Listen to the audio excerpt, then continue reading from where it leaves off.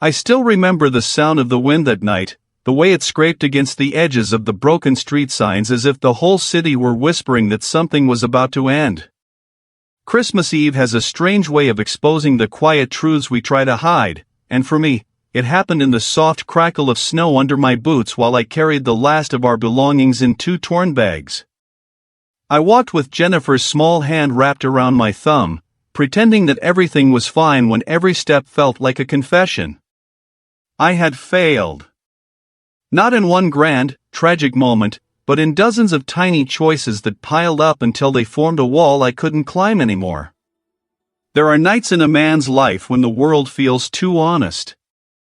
The glowing windows along the street, filled with families laughing around decorated trees, felt like scenes from a life I no longer belonged to. And the strange part is that Christmas never hated me. I was the one who walked away from its warmth long before that night came. Yet there I was, a grown man with nowhere to go, holding the hand of the only person who still believed I knew what I was doing. I kept telling myself we would be fine, that a father should always have a plan, but the truth was heavier than the bags I carried. I had no plan. I had only shame, cold air filling my lungs, and the weight of every mistake I had tried to outrun. The city looked so bright, so alive, while inside me everything felt dim, like a candle fighting a storm. I wondered if anyone passing by could see it, the quiet collapse of a man who used to believe he could handle anything. Some stories begin with joy and crumble into sadness. Mine began with the kind of humiliation that makes your chest tighten. But something else lived inside that night too, something I didn't recognize at first because I wasn't looking for it. Hope often comes dressed in strange clothes, and sometimes in the shape of a man sitting on the sidewalk with nothing but a blanket and a tired smile. I didn't know then that Samuel would change everything. I didn't know that a stranger with nothing to offer would give me the one thing I had lost long before the eviction papers touched my door, a path back home. Before we continue, let me ask you something from the heart, because stories like this only exist when they are shared. Tell me in the comments where you are watching or listening from, and stay with me until the end. What happened that night on that cold, merciless, unforgettable Christmas Eve may just remind you of something you didn't know you had lost. I stood in the dim light of my kitchen, staring at a plate set for one. The wood of the table felt colder than usual, as if even it had stopped expecting company. Outside, the world glowed with the soft colors of Christmas lights, but inside, my house held nothing but the echo of footsteps that no longer existed. The ticking clock above my head sounded louder than ever, as if time itself wanted me to hear every second I had wasted with pride, stubbornness, and mistakes I never apologized for. The soup on the stove simmered slowly, but even the steam rising from it felt lonely. I told myself, as I had done every year, that I preferred peace over complications, solitude over old arguments. It was easier than admitting the truth that pressed on my chest like a weight I could no longer lift. Somewhere far from me, my daughter Martha was raising her own daughter, Mary, and I had never heard the child's voice. I knew the shape of my guilt better than I knew the face of my own granddaughter. I moved to the living room and lit the small tree I kept out of habit, not hope. The lights blinked with a sad patience, as if waiting for someone else to arrive, someone who never did. My reflection in the window looked older than I remembered, and behind it, across the street, a warm light flickered in the house of a woman I barely knew. Her name was Giselle. A new neighbor. Someone with a life still full of noise, warmth, and reasons to smile. I felt something strange watching that glow across the road, something close to longing. Not for presents, not for carols, but for a table with more than one chair filled. And then, for the very first time in years, a frightening thought whispered inside me, what if this is my last Christmas like this? What if this is the last chance before the silence closes forever? Before I tell you what happened next, before the knock, before the unexpected invitation that changed everything, I want to ask you something.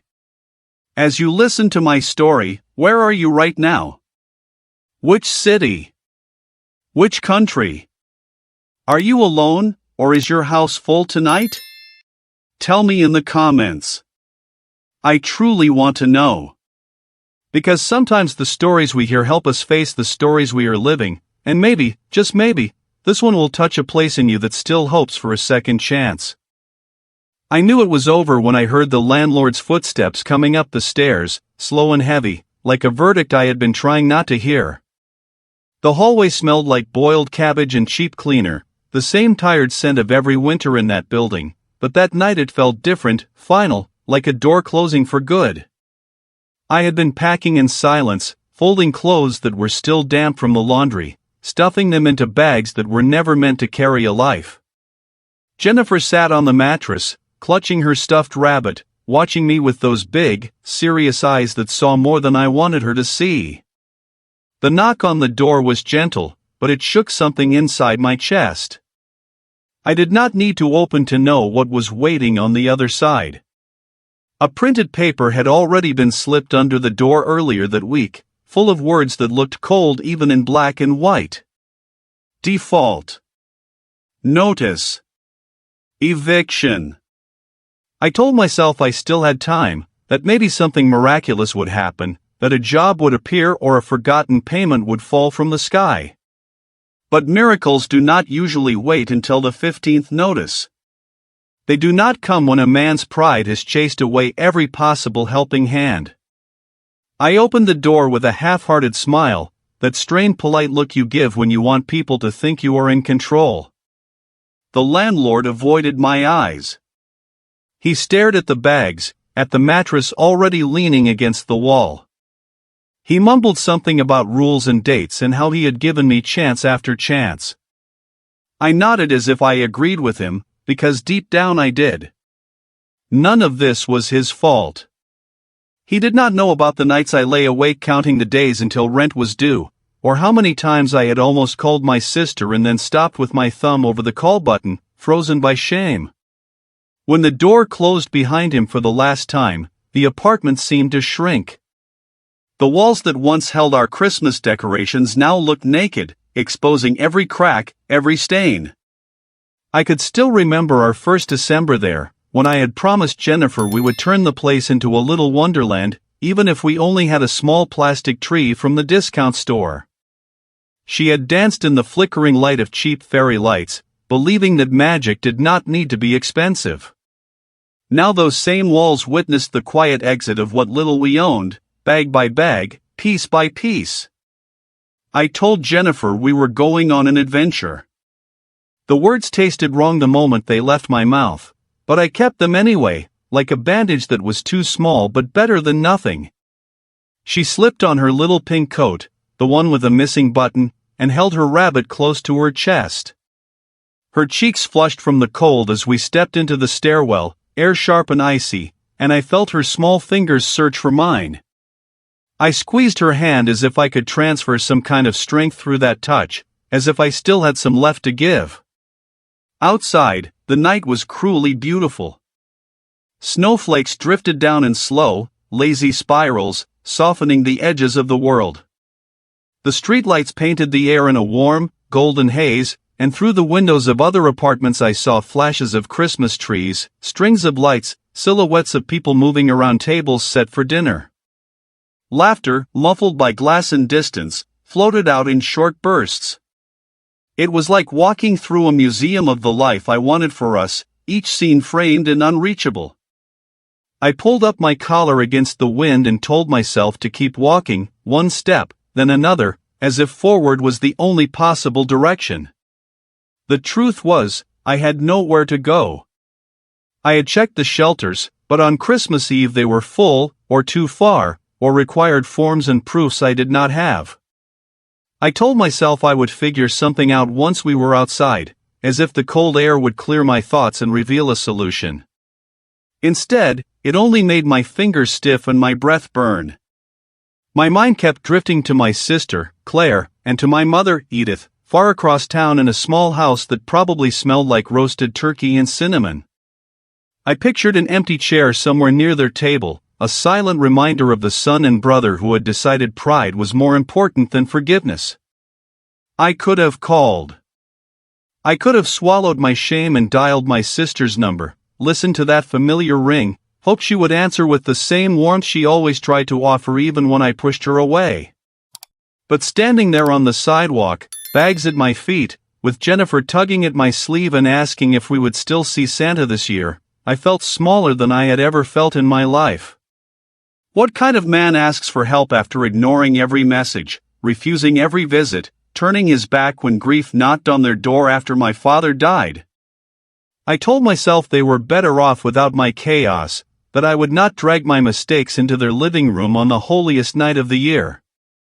So I walked instead. We turned corners at random, as if the city itself could hide us for a while. My boots slipped on patches of ice, and I had to tighten my grip on Jennifer's hand every few steps. She asked where we were going, and I told her we were just walking to see the lights, to enjoy the snow. She believed me, or at least pretended to, because children have a strange way of protecting the people who are supposed to protect them. I felt her trust like a weight and a grace at the same time, something I did not deserve but could not bear to lose. Time lost its shape. Maybe it was an hour, maybe more, of wandering between streets that all looked the same in the winter gloom. The bags dug into my fingers, the straps leaving red marks on my skin. My shoulders ached, and my back pulsed with a dull, constant pain. At some point, Jennifer's steps grew slower, her feet dragging just a little. She leaned her head against my arm, fighting sleep. The snow had soaked into the cuffs of her jeans, leaving them dark and heavy. When I finally realized I could not walk any farther without collapsing, I did what I had spent years trying not to do. I looked for a corner where no one would see how far we had fallen. That was when I noticed him. Under the flickering sign of a closed convenience store, a man sat with his back against the brick wall, wrapped in a faded blanket that had once been blue but now looked like it had collected every color of the streets. A small cardboard sign lay beside him, its letters smeared by melted snow. His beard was uneven, his hair tucked under a wool cap that had seen better winters. Beside him, a small steam of breath rose from a paper cup, the faint scent of cheap coffee escaping into the cold air. He wasn't asking anyone for anything. He just watched the world pass by, eyes quiet, as if he had already accepted that most people did not really see him. I tried to walk past without looking at him, because something inside me bristled at the idea of being near someone who seemed worse off than I was. If I allowed myself to compare, I feared I would realize there was no difference anymore. The snow crunched under my boots, and Jennifer's steps left small, uneven prints beside mine. As we passed, I felt his gaze rest on us for a moment. It was not the hungry look of a man desperate for coins. It was something else. Curiosity. Concern. Recognition, maybe. I kept my eyes fixed ahead, but that look followed me, tugging at my conscience. Jennifer stumbled then, just a small misstep on the ice, but enough to send her forward. I caught her before she fell, dropping one of the bags in the process. Clothes spilled out onto the wet sidewalk, a scattering of shirts and socks and the last pieces of the life we had held together for so long. For a moment, I just stared at them, numb, as if bending down to pick them up would admit that this was real. My face burned, not from the cold, but from the shame of being so exposed under the indifferent glow of a streetlight. I heard movement behind me, the soft rustle of fabric and the creak of old joints. When I turned, the man from under the sign was already standing, blanket draped over one shoulder. He moved slowly, carefully, like someone who had learned not to startle others. He crouched down and began to pick up the clothes, one by one, shaking off the snow before placing them gently back into the bag. His fingers were red and raw from the cold, knuckles cracked, but he handled our things as if they were fragile. In that moment, something shifted. Here I was, the man who had always sworn he would never end up in a situation like this, being helped by someone who owned less than I did. I wanted to protest, to tell him I did not need his help, to protect the last thin layer of pride I had left. But the words would not come. All I could do was watch as he zipped the bag closed and straightened up, his eyes meeting mine for the first time. They were tired eyes, lined with years of hardship, but there was a gentleness in them that caught me off guard. He did not say a word. He just glanced at Jennifer, shivering and pressing her rabbit closer to her chest, and then he looked back at me with a question that did not need to be spoken. A quiet invitation. He stepped aside, gesturing with a small tilt of his head toward the sheltered space under the sign where he had been sitting. A place out of the wind, not much, but better than the open sidewalk. For a second, I hesitated, standing between my wounded pride and my daughter's chattering teeth. That was how it began, on a night I thought would be the worst of my life, when all I could see was what I had lost. I had no idea that by accepting the silent kindness of a man with nothing, I was about to walk into the most unexpected turning point I had ever known. I did not know his name yet, or the weight of his story, or the role he would play in saving mine. All I knew was that in the cold glow of that Christmas Eve, a stranger lifted his hand and offered us a corner of his world, and something deep inside me whispered that this was not just an accident of the night, but the beginning of a road I had long forgotten how to take. I did not sleep that night, not even for a moment. The cold kept slipping through the layers of my coat, and every time I shifted, the stiff ground reminded me of how far I had fallen from the life I once lived. Jennifer slept curled against my side, her small breaths warm against my arm, her stuffed rabbit tucked beneath her chin. Samuel sat a short distance away, wrapped in his blanket, his silhouette barely moving except for the faint rise and fall of his chest. Streetlights flickered overhead, each pulse of light dimming and returning like a tired heartbeat. I stared at the cracked pavement beneath us and wondered how a man becomes someone who sleeps on the ground with his child on Christmas Eve. People think that collapse happens in a single, dramatic moment, a lost job, a divorce, a death. But in my case, it began with little things, the kind you barely notice until they're all you can see. I used to tell myself I was a decent man, someone who worked hard, kept his promises, provided for those he loved. For years I believed that image, polishing it like a badge I wore proudly. I held on to it so tightly that I ignored every sign that it was slipping out of my hands. Before everything fell apart, I had a job at a small warehouse on the edge of town. It wasn't glamorous, but it was honest work. I liked the routine, the predictability of lifting boxes, stacking pallets, clocking in and out. It gave me a sense of control, something steady beneath my feet. After Jennifer was born, I promised myself I would always be the father she could depend on. I remember the way her tiny fingers wrapped around mine in the hospital room, the way Edith cried when she held her granddaughter for the first time, and how my father, who rarely smiled, reached down and touched her cheek with a gentleness I had never seen in him. But life has a way of testing the promises we make in moments of joy. My marriage was the first crack. We were young, too young, and both carrying wounds we did not know how to share. I worked long hours at the warehouse, telling myself I was doing it for us, but all she saw was a man who was never home, who came back tired and irritable and distant. Fights became whispers, then silences, then slammed doors. When she left, she said she needed something more than a man who lived inside his own exhaustion. I got custody of Jennifer because she believed I was the more stable parent. That word stable has haunted me ever since. After the divorce, I threw myself into work even more, determined to prove that I could handle everything alone. Pride became my armor. But pride is heavy, and it blinds you. When the warehouse began laying off workers, I told myself I would be spared. I had seniority. I worked hard. I didn't cause trouble. But layoffs do not care about loyalty or effort. One Friday afternoon, my supervisor called me into his office, cleared his throat, and told me they were cutting my position. I remember staring at the stains in the carpet while he explained the package, nodding as if we were discussing someone else's life. I told no one. Not my mother, not Claire, not even Jennifer. I kept going through the motions, taking Jennifer to school, picking her up, pretending everything was normal.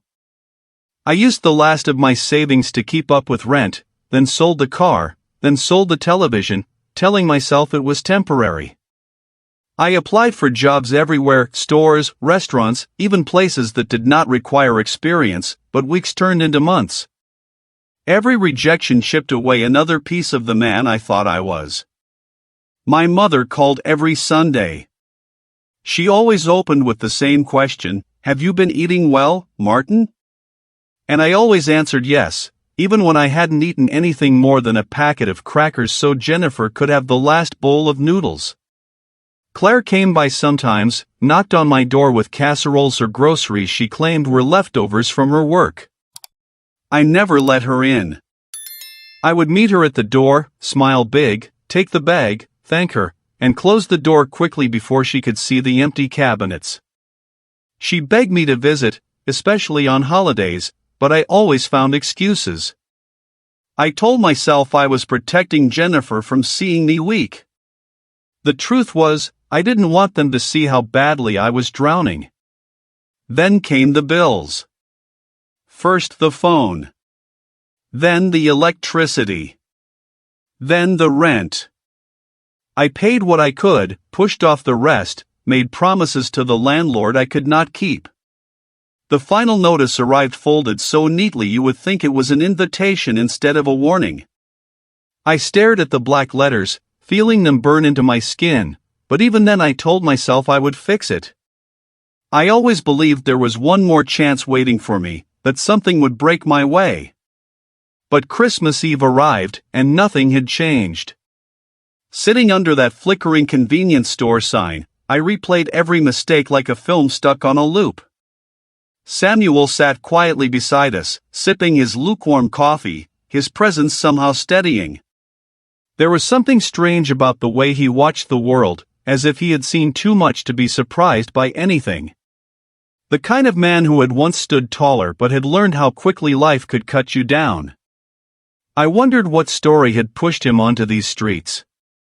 I wondered if he had a daughter once, or a sister, or a mother who still sat an empty seat at her table hoping he might come home. Snow fell in soft layers across the sidewalk, muting the distant hum of traffic. Jennifer's breathing grew slower, the rise and fall of her chest steady as she slept against me. I wished I could freeze that moment, cradle her innocence and protect it from the truth pressing down on us. I felt like a man standing at the edge of a cliff, holding a child in one arm while the ground crumbled beneath him. The silence of the night grew heavier, broken only by the occasional car passing through slush-filled streets. At one point, Samuel stood, his movements quiet and deliberate, and walked a few steps away. He returned with a folded cardboard piece and laid it beneath Jennifer so the cold would not seep through her coat. He did it wordlessly, without looking at me, without expecting anything in return. I watched, a tightness forming in my throat.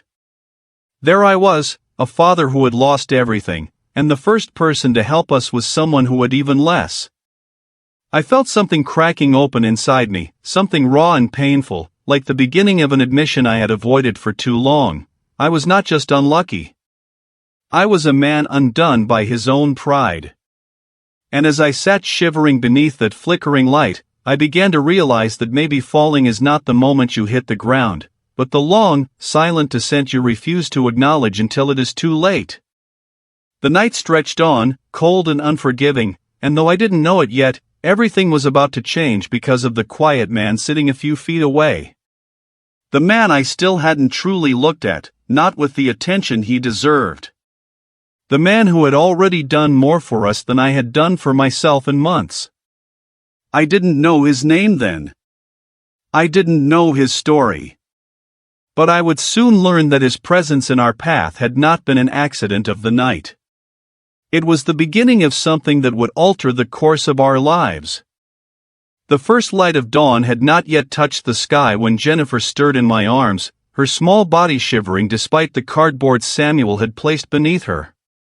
The air was colder now, the kind of cold that bites through layers and settles into your bones, reminding you that the world wakes slowly on Christmas morning. I flexed my stiff fingers, trying to bring life back into them, and looked over at Samuel. He sat with his back against the wall, the steam from his breath rising in uneven clouds, his blanket pulled close around his shoulders. He looked like a man accustomed to the weight of long nights. I whispered Jennifer's name softly, and her eyelids fluttered open. She blinked at the snow, at the dim streetlight still humming through the dawn, and then at Samuel, who gave her a small nod as if he had been watching over her all night. She clutched her rabbit tighter and looked up at me with sleepy confusion. I told her everything was fine, though I didn't know if I believed the words anymore.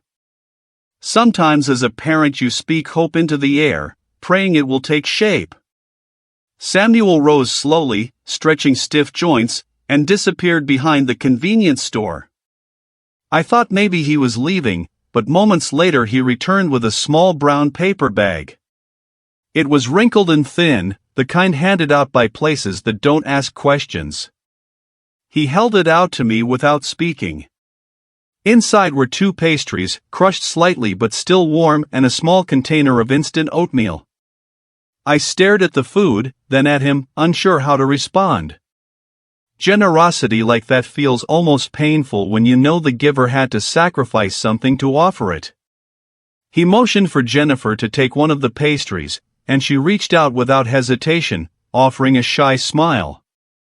When she bit into it, crumbs spilled across her coat, and she let out a little sound of surprise at finding it sweet. I felt something twist in my chest, a mix of gratitude and humiliation. My throat tightened as I realized Samuel had likely spent his last few dollars on that small breakfast. He didn't ask for thanks. He didn't even wait for me to speak. He just sat again, rubbing his hands together for warmth. For a long moment, I watched him, wondering what kind of life could teach a man so much kindness through hardship. And it struck me, sharp as the wind slicing between the buildings, if a stranger could offer warmth when he barely had enough for himself, what excuse did I have for pushing away everyone who had tried to help me before? Pride was a cold companion. Samuel, somehow, carried warmth even in the freezing air. Jennifer finished her pastry and leaned into my side, her head resting on my arm. She asked quietly if we were going home soon. I didn't have an answer. The word home felt distant, a place lost somewhere behind the poor decisions and the months of silence I had built around myself. I told her we were safe for now, and she nodded, trusting me the way only a child can. That trust burned in my chest like a flare. Samuel finally broke the silence, his voice low and roughened by cold mornings and colder nights. He said things in fragments, hints of a life he once lived. He spoke of a place he worked, construction, I guessed, and of people he had loved but lost through choices he did not describe in detail. Every sentence sounded like it carried the weight of an entire chapter he wasn't ready to read aloud. I listened, absorbing each piece like puzzle fragments I wasn't sure how to put together. The more he spoke, the more I saw reflections of myself in him. Regret shaped his words. Loneliness echoed through his pauses. And yet, threaded through everything, there was a quiet kindness that felt almost defiant against the life he had endured. I found myself wondering if he had someone waiting for him somewhere, someone who still sat an empty chair at a table hoping he might return. That thought lingered in my mind longer than I expected. We sat in silence after that, the 3 of us watching the snow fall in slow patterns, each flake drifting down like a memory. People began to pass by, early workers, bundled families, drivers warming their cars, some glancing our way, others pretending not to see us. The world had its own rhythm, indifferent to those who slipped between its cracks. At some point, Samuel stood in motion for us to follow him. I hesitated, unsure where he intended to go, but something in his demeanor made me trust him. He led us around the side of the convenience store to a sheltered area with a metal awning. There, he had tucked away an old tarp and a few cardboard sheets to block the wind. It wasn't much, but it felt like stepping from a storm into a small sanctuary. Jennifer sat down and tucked her legs beneath her, grateful for even the smallest relief from the cold. I looked at Samuel and tried to speak, to thank him, but the words caught somewhere between gratitude and shame. He noticed. His eyes softened, as if he understood exactly what it felt like to lose the language of humility after pride had dragged you too far. He didn't need my thanks. He just offered a simple nod that said we were welcome here.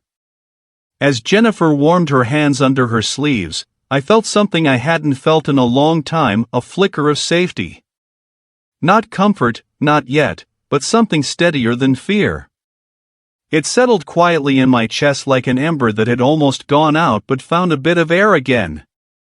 I looked at Samuel, really looked at him, and realized that this man with nothing had already done more for us than I had done for myself in months. He had given us warmth, shelter, and dignity without expecting anything in return. That realization shook me more deeply than the cold ever could. And before we continue to the next part of this night, a part that would change everything, I want to ask you something from the heart. If you're still with me, tell me where you're watching or listening from. Which city, which place, which corner of the world are you in right now? And is this story anything like someone you know, someone who fell, someone who disappeared from family gatherings, someone who let pride or pain push them away?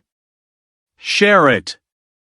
Sometimes, a story only finds its purpose when it touches another life. Because what happened next, what Samuel did for us, was something I never could have expected. The cold had a strange way of loosening memories, as if the chill seeped into the places I had locked away for years. Sitting under that metal awning with Jennifer asleep against my chest and Samuel resting quietly a few feet away, my mind drifted back to the last Christmas I had spent with my family. It came to me in scattered flashes at first, like old photographs left too long in the sun, the edges fading, the colors dulled. But the longer I stared at the falling snow, the clearer those memories became, until I could feel them pressing against the inside of my ribs. I could see our old house, the one with the creaky porch and the pine tree that leaned slightly to the left because my father always insisted on decorating it himself. It never looked perfect, but it looked like us, messy, warm, alive. My father wasn't an easy man, but he had his own tiny rituals that made the holidays feel different. He would hum old carols under his breath, low and out of tune, while he strung up the lights. My mother, Edith, would fuss about the uneven garland, but her eyes softened each time she looked at him. Claire and I would sit on the floor, pretending not to notice how much they still loved each other despite the years and the wear. That last Christmas with them should have been peaceful, but instead it became the beginning of a wound that never fully healed. I remember walking into the living room where everyone had gathered, the smell of roasted ham and pine needles mixing in the air. My father was already sitting in his chair, cheeks flushed from warmth and age. He looked smaller than I remembered, his hands trembling slightly when he lifted his glass. I didn't know then how sick he truly was, how close he was to his final months. Or maybe I did know and chose to ignore it, because accepting that truth felt too heavy for the man I thought I was. Claire approached me with a smile that didn't quite reach her eyes. She handed me a small wrapped gift, and I could tell she had taken time to choose it. Something practical, no doubt, because she always thought I needed grounding. I barely thanked her. My pride was already simmering beneath the surface, stirred by the arguments I had had with my ex-wife, by the overtime hours at the warehouse, by the exhaustion I carried like armor. When people are tired, they sometimes mistake love for pressure, and every attempt my family made to help me felt like a spotlight on my failures. It didn't take long for the tension to crack. My father cleared his throat and mentioned something about finances, about responsibility, about making sure Jennifer would grow up steady and safe. He said it gently, but gentleness can still cut when it touches a bruise. I felt heat rising in my face. I snapped back, sharp and defensive. Claire tried to calm the room, but I was already too far gone, every insecurity spilling out in ugly words I wish I could take back even now. My father stood, slower than usual, and told me I was pushing away the people who cared for me most. That truth struck me like a slap. Instead of hearing it, I pushed harder. The argument ended with me grabbing my coat and storming out the door, ignoring my mother's trembling voice calling my name, ignoring Claire's footsteps behind me. I remember the sound of the door slamming echoing through the hallway, a sound that still lives somewhere deep in my memory like a scar. I told myself I would return in a few days, after everyone had calmed down.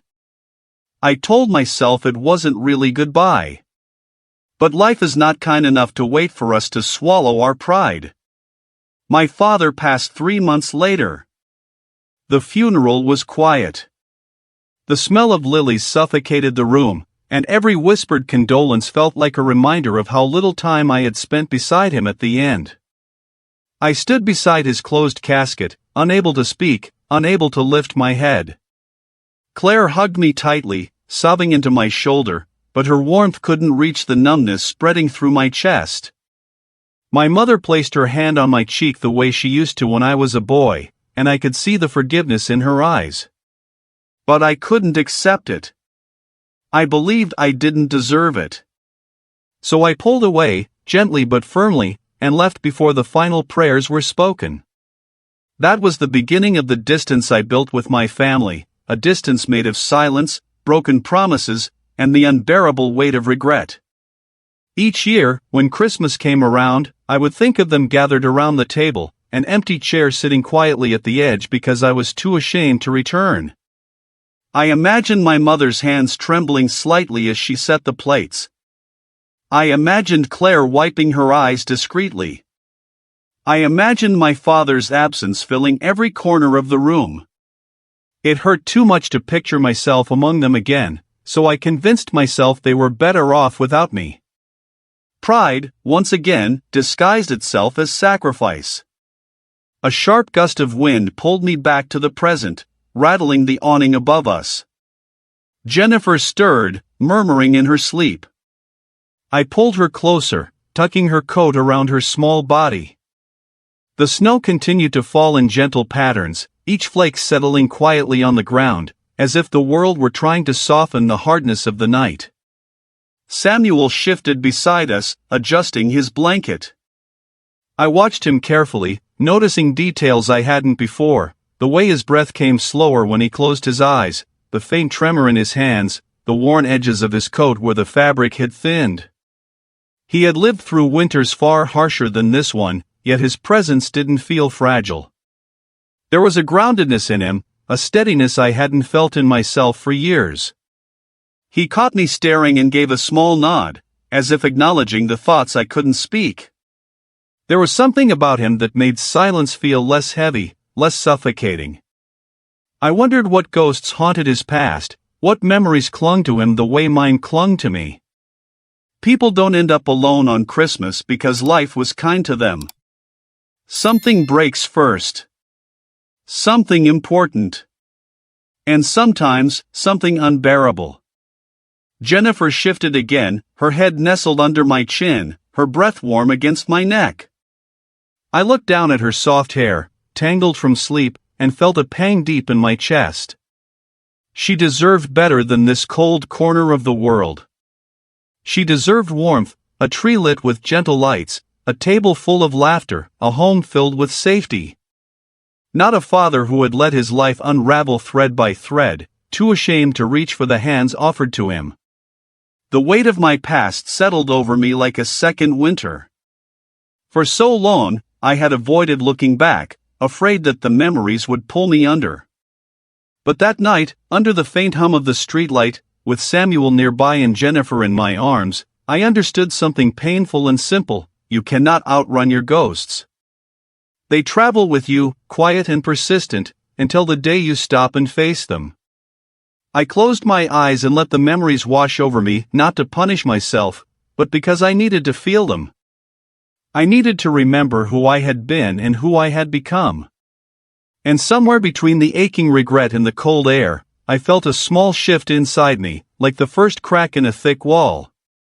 If I wanted to give Jennifer a future different from my past, I would have to face the truth I had buried for years. I would have to confront my pride, my mistakes, and the people I had pushed away. I didn't know how. I didn't know where to begin. But something told me that the path forward would start with honesty. And as the snow continued to fall, I sensed that Samuel, silent, watchful, carrying his own ghosts, had crossed our path for a reason I was not yet ready to understand. Morning crept in slowly, its pale light stretching across the pavement like someone pulling back a thin, fragile curtain. The world looked washed out, softened by the night's snowfall, but inside me everything felt sharper edges of memories, jagged regrets, questions I hadn't dared to ask until now. Jennifer slept a little longer than usual, curled tightly beneath my coat, her breath rising in faint clouds. Samuel sat nearby, sipping from a cup of coffee that had long gone cold, but he held it the way someone holds onto a habit that gives comfort even when it no longer gives warmth.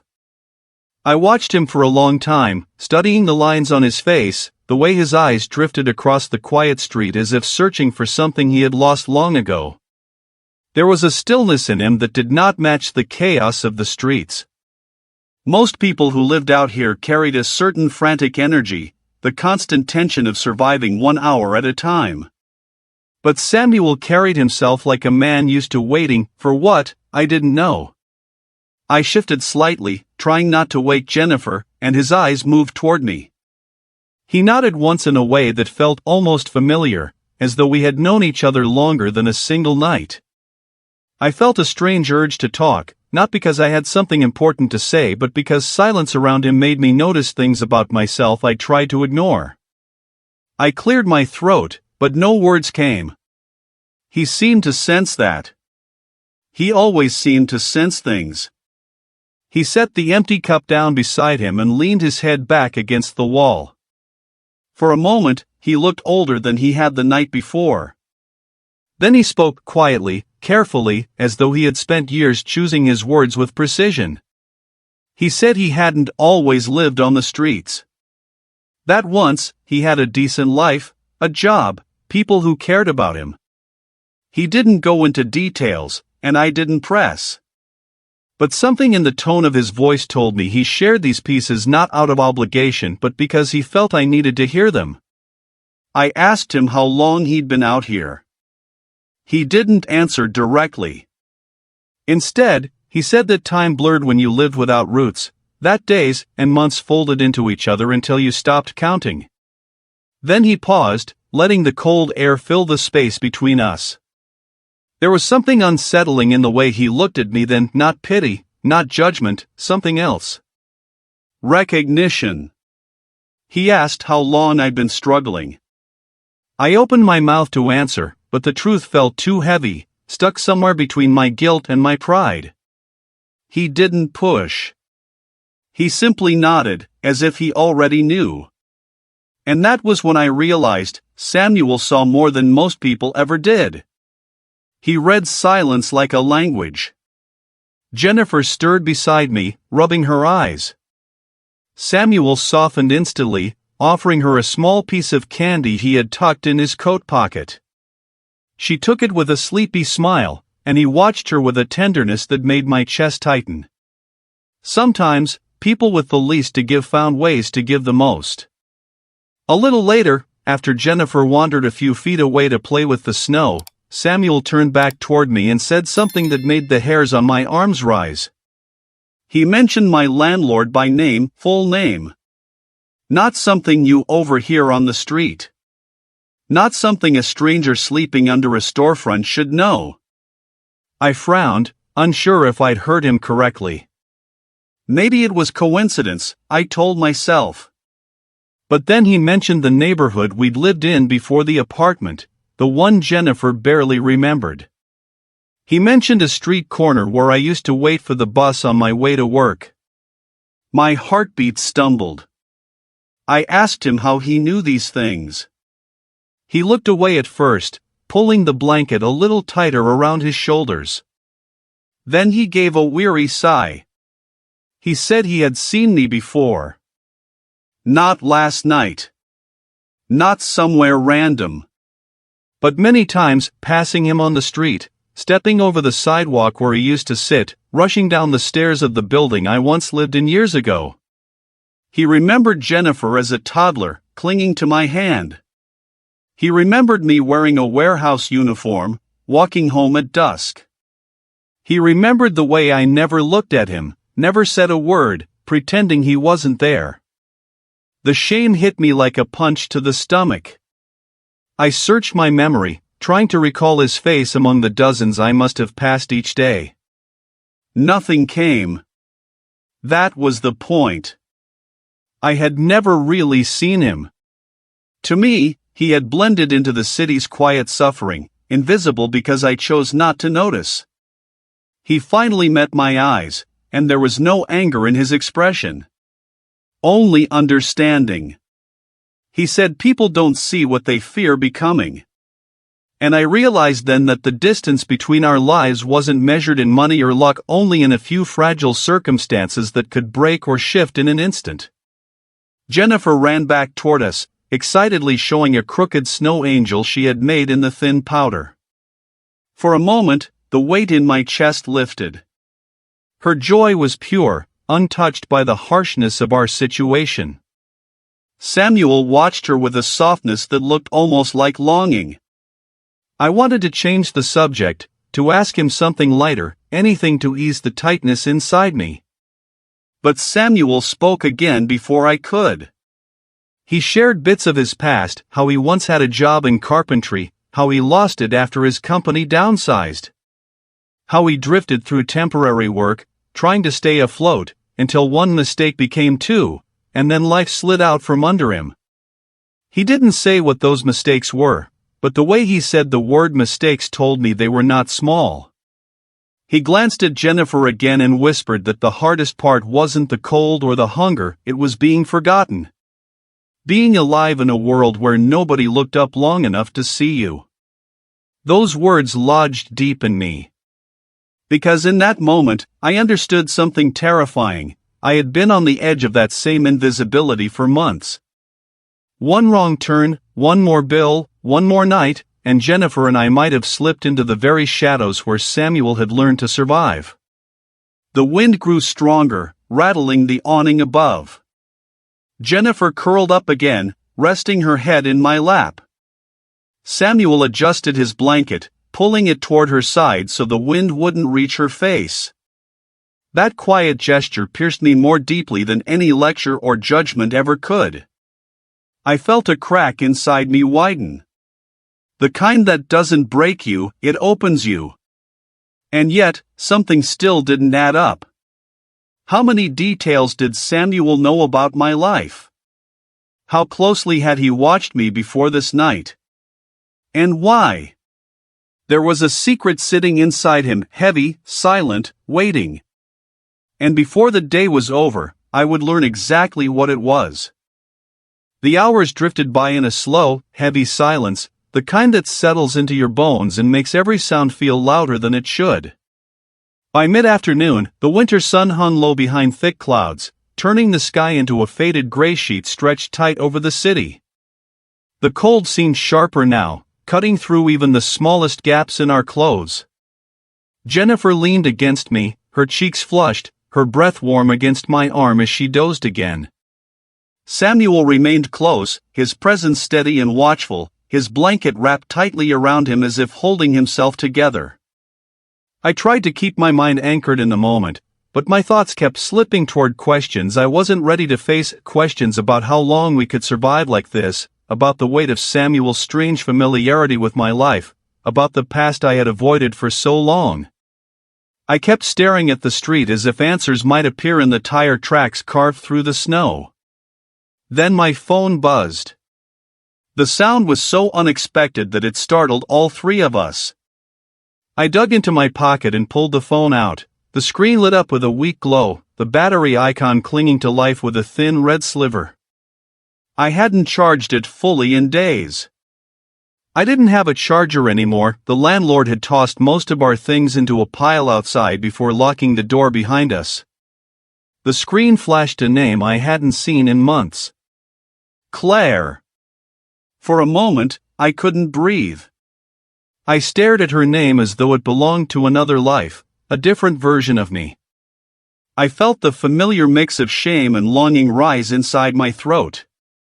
I hadn't answered her last 10 calls. I had ignored her texts, her voicemails, her attempts to show up at my door. I had pushed her away so thoroughly that part of me believed she had stopped trying. But here she was. Still reaching. Samuel noticed the name on the screen. His eyes shifted to my face, calm but intent, as though he already knew this call would matter more than anything else that day. My thumb hovered over the screen. Part of me wanted to let the phone ring out, to slip it back in my pocket and pretend I hadn't seen it. It was safer to stay silent, to remain hidden behind the walls I built. But Jennifer stirred at that moment, her little hand brushing against my arm, and something inside me tugged hard. I answered. My voice cracked when I said her name, barely more than a whisper carried through cold air. For a second, there was nothing but static, a distant hum. Then I heard Claire's breath on the other end, shaky, worried, too full of emotion for someone who should have given up on me long ago. She asked if I was safe. Not where I was. Not what I needed. Just, if I was safe. The simplicity of the question pierced me. I closed my eyes and swallowed hard, unable to speak. It was as if every word I had held back for months was trying to reach the surface at once, clogging my throat until all that came out was a broken exhale. Claire didn't rush me. She just waited, and in her silence, I heard something I had forgotten: the sound of unconditional love.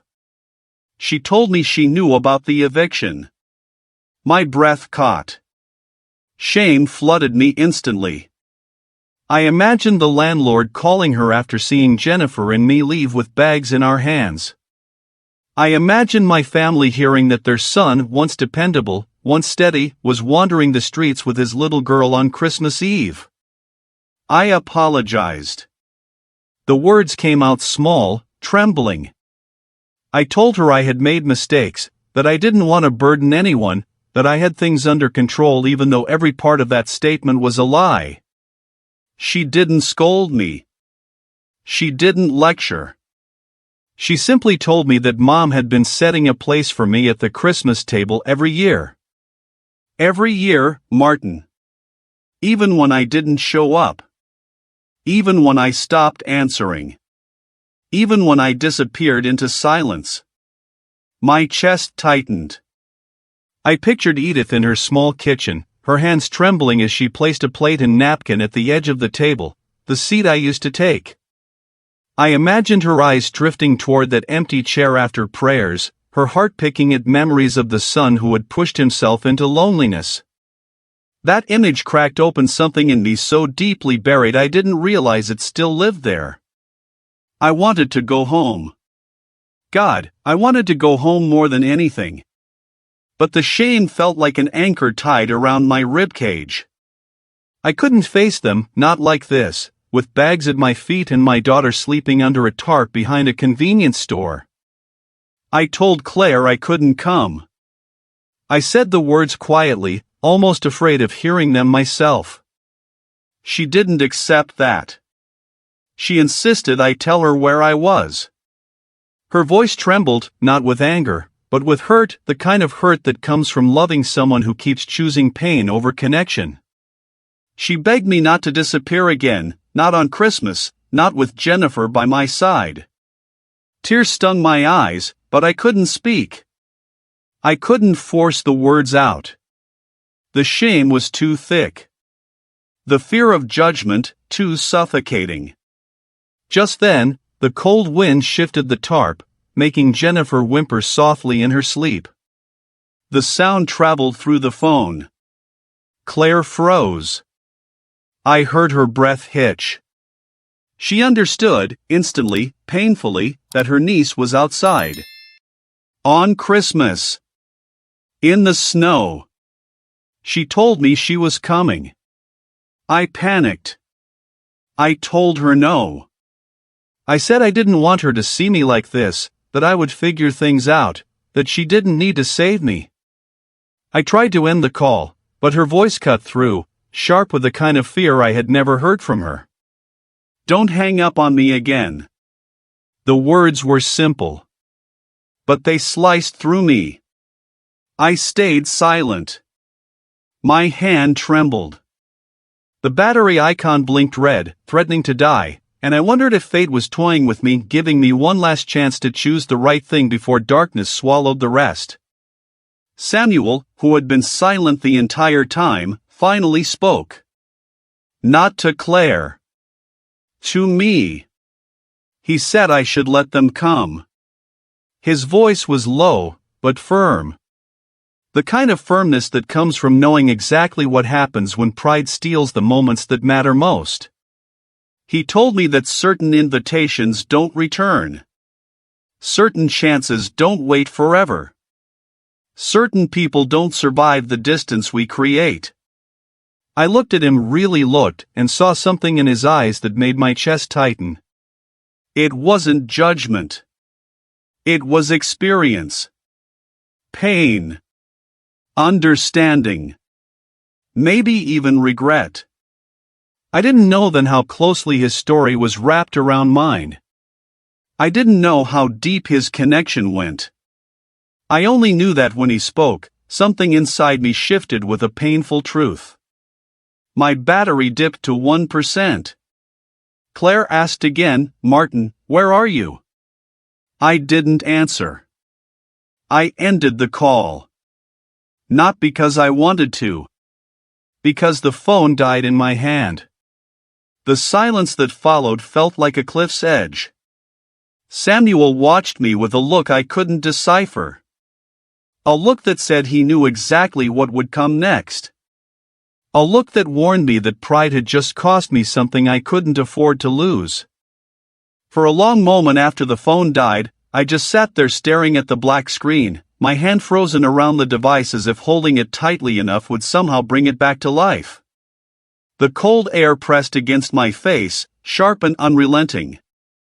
My chest felt hollow, like something essential had drained out of me and left only a dull ache behind. Jennifer shifted in her sleep, tugging at my coat, unaware that her world had just tilted a little further into uncertainty. Samuel watched me quietly. He didn't ask what had happened. He didn't need to. He had heard enough through my voice, through Claire's trembling words leaking into the cold night. He could read the situation the way someone reads a familiar tragedy, the way someone who's lived through regret can recognize it instantly in another man's eyes. I tried to tell myself it wasn't my fault the phone had died. That I had tried. That circumstances had robbed me of a chance to do the right thing. But the truth settled in me like a weight. I hadn't answered her question. I hadn't told her where we were. I hadn't allowed myself to be found. Even if the phone hadn't died, I wasn't sure I would have given her the address. Pride is a powerful anchor when it wants to be, and I had been dragging mine for years. Samuel breathed out slowly, a long, steady exhale that frosted in the air. Then he pulled his blanket closer and stood. The motion was quiet but intentional. Purposeful. There was a look in his eyes that made my stomach tighten. A look I had seen once before on the face of a man about to make a choice he knew would change everything. He glanced at Jennifer, still curled against me, and something tender crossed his features. Something like sorrow. Or understanding. Or maybe both. He said my name softly, almost gently. Martin. It was the first time he had spoken it aloud. Hearing it from him felt strange and grounding at the same time, like being pulled into focus. I asked where he was going. He didn't answer right away. Instead, he bent down and picked up the small piece of paper that had slipped from my pocket earlier that morning, the crumpled envelope with the address of my mother's house. I had tucked it away weeks ago, telling myself I didn't need it, that I would never go back.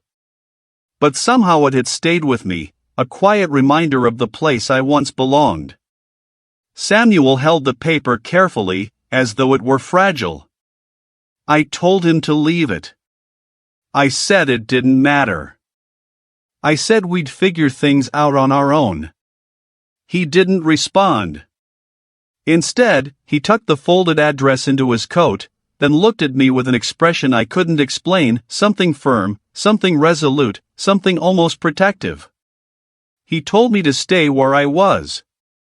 He said he'd be back. My heart lurched. I reached out, instinctively grabbing his sleeve. The fabric was rough beneath my fingers, worn thin from too many winters. I told him he didn't need to help me. I told him he didn't even know me. He looked directly into my eyes then, and in that moment I realized that wasn't true. He knew more about me than I had guessed. He had watched me for years, unnoticed, forgotten, another face in the river of people rushing past him on the street.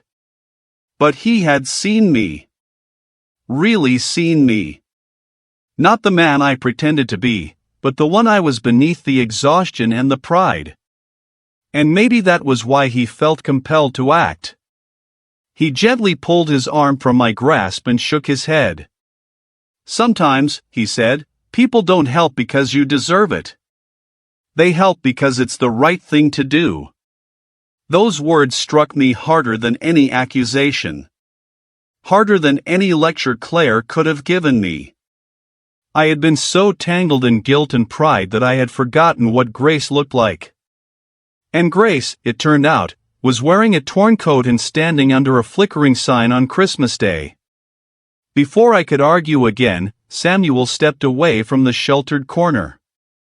The snow crunched under his boots, the sound swallowed quickly by the wind. He moved slowly at first, then steadier, each step taking him farther from us. I watched him walk down the sidewalk, his figure growing smaller, the flakes swirling around him like a curtain closing behind a scene I hadn't fully understood. I felt panic rise inside me. What if he didn't come back? What if something happened to him? What if I had just let the only person helping us walk into the cold alone? But beneath the panic, there was something else, an instinctive sense that he knew exactly what he was doing. That he had made up his mind long before I had time to stop him. That this moment wasn't random or accidental. It was purposeful. Jennifer stirred again, murmuring softly, unaware of the quiet storm unfolding around her. I tucked the blanket more tightly around her shoulders and pulled her close. The world felt too big, too unforgiving. But for the first time in a long time, I felt a spark of hope, small, fragile, but real. Samuel was heading toward the very thing I had been running from. And some stubborn part of me wanted to believe he might succeed where I had failed. Minutes passed. Then more. The sky dimmed into a pale blue as afternoon slowly slipped toward evening. I tried to stay calm, but each passing moment tightened the knot in my chest. I kept glancing down the street, expecting to see his figure reappear through the snow. And then, far off in the distance, I saw movement. Not Samuel. Two figures, walking slowly, bundled in coats, moving with purpose through the drifted snow. My breath caught. My heart clenched. As they drew closer, recognition carved through me like a blade. Claire. And next to her, walking carefully, gripping her arm for balance. Edith. My mother. My legs went weak. My body trembled. They were coming toward me, guided by someone they trusted.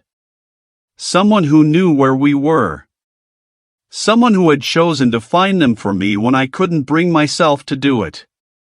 Behind them, several steps back, walking with a humility that nearly broke me, was Samuel. He had gone to them. He had knocked on their door. He had told them where their son was. He had done what I was too ashamed to do. And in that moment, standing beneath that metal awning with snow gathering at my feet, I realized something with a force that shook me to my core. Samuel, this man with nothing, had done the one thing no one else could have done. He had brought my family back to me. I stood frozen beneath the awning, unable to move, unable to speak, unable to make sense of the sight unfolding before me. Claire's footsteps crunched steadily through the snow, her scarf wrapped tight against the wind, her face pale with worry and determination. Beside her, my mother walked slowly, leaning slightly on Claire's arm, bundled in her heavy coat, the hood pulled over her gray-streaked hair. I hadn't seen her in almost 2 years, yet she looked exactly as she had in my memories, soft, tired, and carrying a strength she didn't show but always had. Behind them, several steps back, walked Samuel, his blanket draped over one shoulder, snow gathering on his cap as he watched them with a quiet concern that didn't belong to a stranger. My breath caught. My chest tightened painfully. My fingers dug into the folds of Jennifer's coat. I felt like a man standing at the edge of two worlds, the one I had built out of pride and fear, and the one I had abandoned but never stopped longing for. Claire reached me first. She didn't speak. She didn't need to. She simply fell into me, arms wrapping around my shoulders as if afraid I might disappear again if she let go. Her breath hitched against my neck.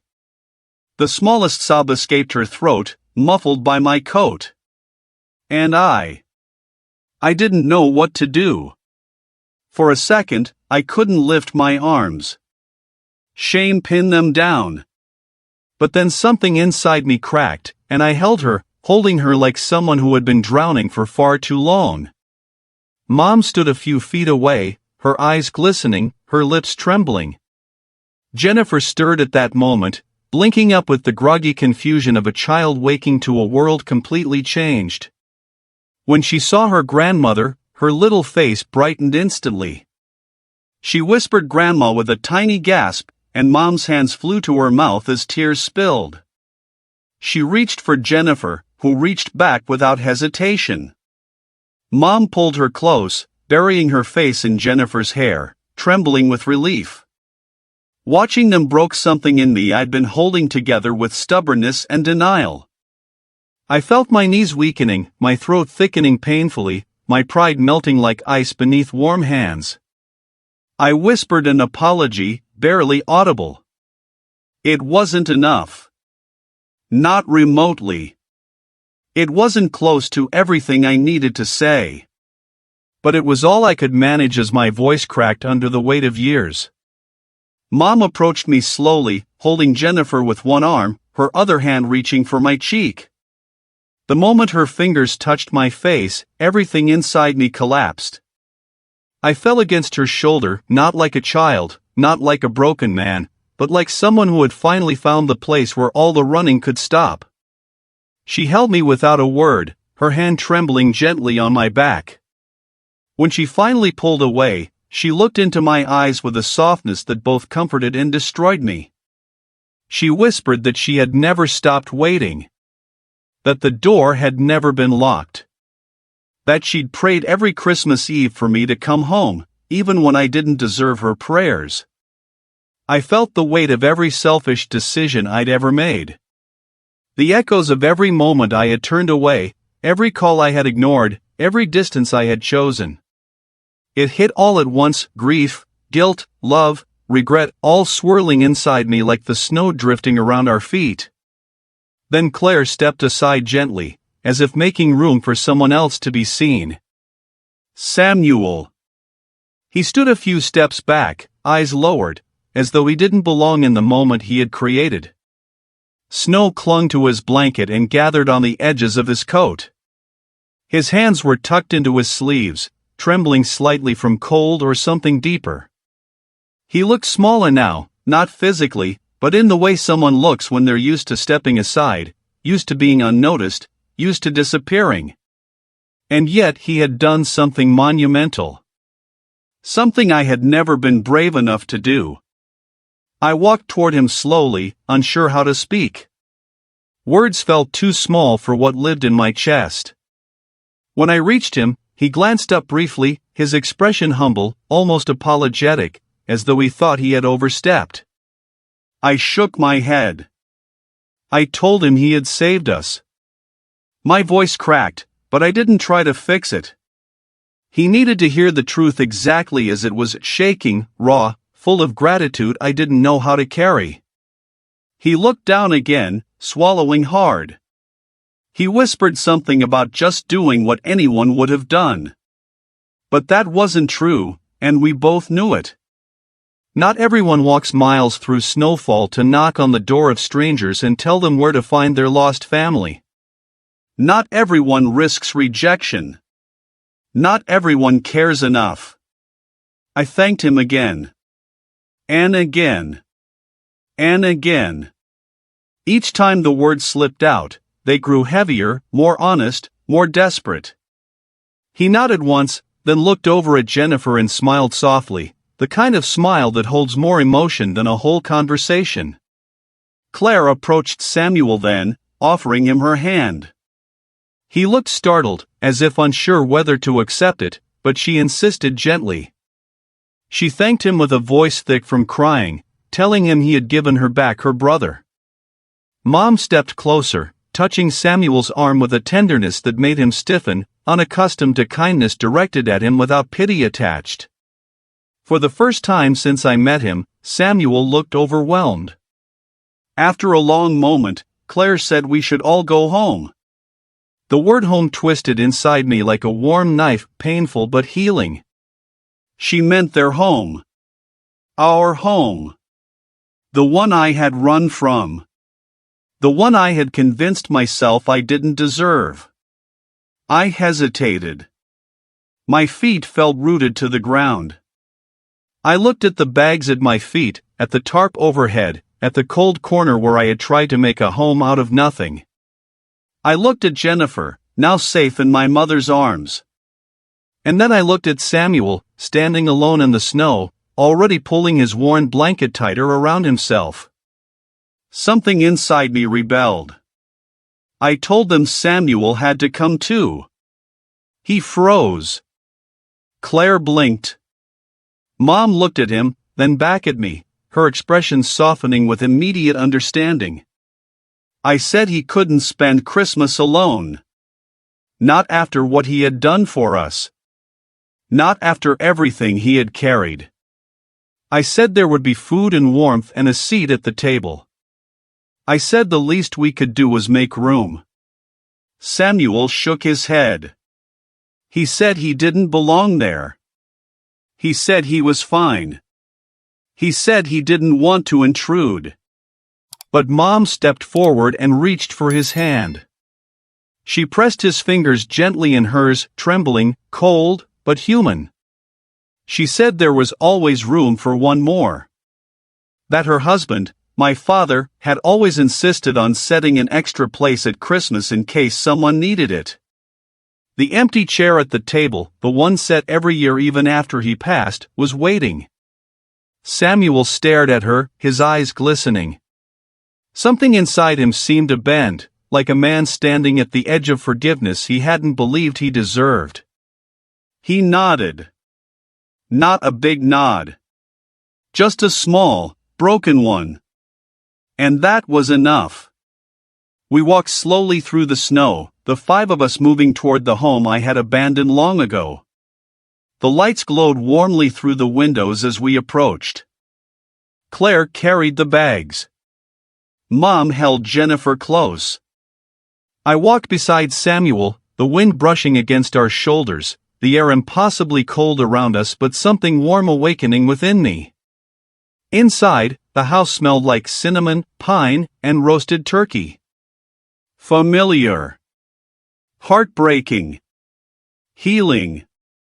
Jennifer giggled softly when she saw the Christmas tree, its lights reflecting in her eyes. Claire hung our coats on the rack by the door. Mom guided Samuel gently toward the dining room. And there it was. The table. Set beautifully, carefully, lovingly. And at the far end, the empty chair. My father's chair. The one left open every year. Mom pulled it out and looked at Samuel. Then she said, in a soft trembling voice, that this year the chair didn't have to stay empty. Samuel hesitated. His breath shook. And then he sat. My chest ached so deeply I had to grip the back of a chair to steady myself. Jennifer climbed into my lap, burying her face into my chest. Claire placed a hand on my shoulder. Mom sat across the table, wiping her eyes before folding her hands to pray. And as we bowed our heads around that table, a table mended by forgiveness, by love, by second chances, I felt something warm, overwhelming, unfamiliar, something I had lost long before that cold Christmas Eve. Home. 1 year later, the world felt different in ways I couldn't have imagined on that freezing night under the awning. The snow still fell the same way, drifting in soft, quiet spirals, but the air inside me had changed. The heaviness I once carried, the shame, the fear, the pride had unraveled thread by thread over the course of the year, replaced slowly by something warmer, steadier, almost unfamiliar at first. Hope. Jennifer and I lived in a small apartment not far from my mother's house. It wasn't perfect, but it was clean and warm, and the rent was manageable because Claire had helped me find work through a local hardware store that needed someone handy, reliable, willing to learn. I started at the bottom, stacking shelves, sweeping floors, unloading trucks. But every shift reminded me of something I had forgotten: I could still rebuild. Not everything at once, not overnight, but piece by piece, nail by nail, day by day. Steadiness doesn't come back with a single act, it returns in small victories, in showing up for work even when you're tired, in tucking your daughter into bed knowing she's safe, in forgiving yourself for not being perfect. Mom visited often. She brought cookies I didn't need and blankets I already had, saying it was just in case. That was how she loved, quietly, persistently, with the kind of tenderness that fills a room without needing attention. Sometimes she would stare at me with a softness in her eyes, the kind that mothers carry when they look at the child they almost lost to life's shadows. Those moments humbled me every time. But the biggest change, the one that left an imprint on everything, was Samuel. He didn't stay with us the day after Christmas. He insisted he didn't want to intrude on a family healing, as he put it, even though the truth was that he had become part of that healing. Still, he stayed long enough to share dinner, long enough for my mother to pack him 2 plates of leftovers and force him to take a better coat from my father's old closet. He stepped out into the cold with that same humble nod, promising he would be fine. I didn't let him disappear again. Over the months, I visited him wherever he stayed, under bridges, near shelters, behind the old bus station. I brought him food, blankets, small things to show I cared, though he always tried to refuse. But I insisted. I wasn't going to repeat my old mistakes of walking past him, pretending I didn't see him. Not anymore. Then something unexpected happened. A local shelter nearby started a rehabilitation and housing program. I mentioned it to Samuel, thinking he would shrug it off. Instead, he took a long breath and said maybe it was time to stop running from himself. He entered the program the following week. It wasn't easy for him. There were days he almost walked away, days when the weight of old regrets pulled hard, days when the world felt too loud, too fast, too unforgiving. But he stayed. And slowly, quietly, he changed. He started attending group meetings. He got a room in transitional housing. He began helping the shelter with repairs, fixing broken chairs, mending shelves, building small wooden toys for kids who came in on weekends. He told me once that working with wood made him feel human again. I visited often.